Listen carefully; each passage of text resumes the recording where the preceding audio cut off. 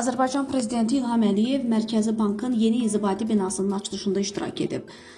Yeni bina paytaxtın Heydər Əliyev prospektində yerləşir. Müasir şəhərsalma prinsiplərinə uyğun inşa edilmiş bina yüksək funksionallığa və qabaqcıl texnoloji göstəricilərə malikdir.